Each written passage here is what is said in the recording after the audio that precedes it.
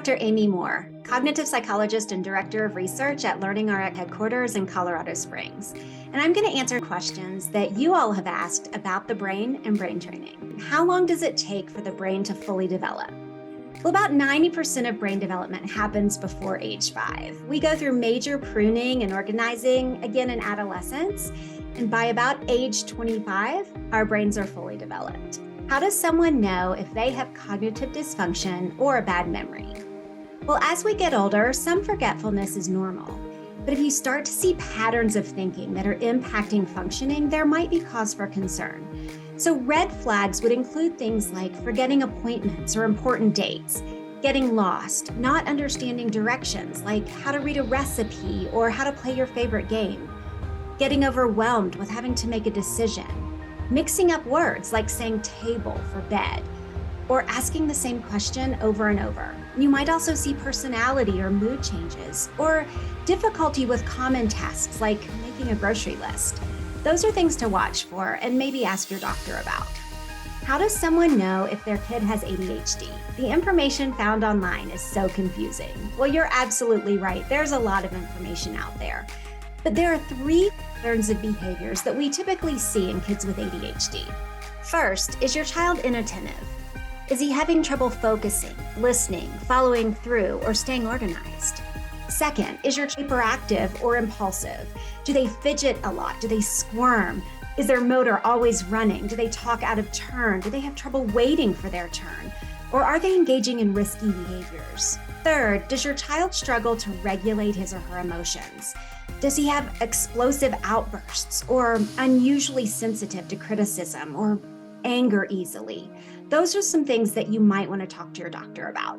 What are the big differences between brain training and tutoring? Well, in general, tutoring focuses on reteaching specific subject matter to kids who are struggling or have fallen behind in a specific class.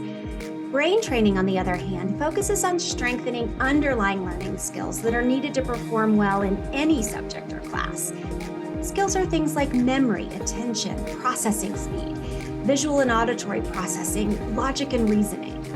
Those things that you need to think and learn all day, every day. What makes you different compared to Kumon? Well, my understanding of Kumon is that it's an academic enrichment program that provides supervised practice in math and reading, and that students work independently for 30 minutes per subject every time they visit a Kumon center. LearningRx instead provides brain training. At our centers, students work one-on-one with a certified brain trainer for 60 to 90 minutes, 3 to 4 days per week.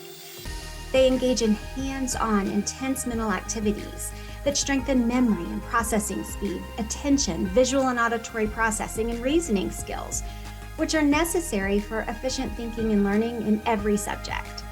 But LearningRx also provides reading and math remediation programs delivered through that same brain training approach. In fact, our structured reading program also aligns with the science of reading, and that's an important question that you would need to ask any reading program provider that you might be considering. How does stress affect the brain?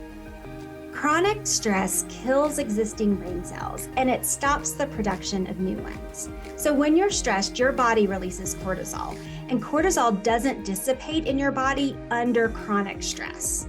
So it hangs out and it produces a surplus of glutamate, which is an excitatory neurotransmitter. And glutamate, in turn, produces unattached oxygen molecules called free radicals that attack and rupture the cell walls of brain cells and cause them to die. And if that weren't bad enough, cortisol also inhibits your hippocampus from generating new neurons that are responsible for memory. And new neurons need a special protein called BDNF in order to grow. Excess cortisol inhibits the production of BDNF. So no BDNF, no new neurons. Chronic stress also impacts the part of the brain that's responsible for regulating our emotions, called the amygdala.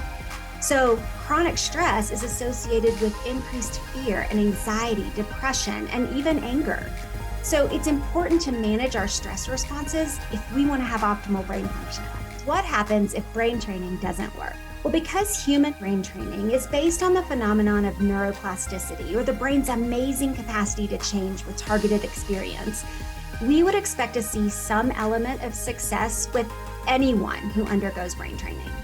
So the better question to ask might be, under what conditions would brain training work the best? So brain training is part of a holistic approach to brain health. So optimizing sleep, nutrition, stress management, and even your physical health will all support brain training outcomes. Some clients are going to need more brain training than others, depending on the level of their deficits at the beginning. So the outcomes from our program, if they're not what you expected, it may just mean that you or your child need a little bit more brain training, while also doing your part on those other pillars of brain health that I just outlined. Hey, for more fantastic information about the brain, be sure to visit our blog at modernbrainjournal.org. Tune into my podcast, Brainy Moms, and visit our website at learningrx.com.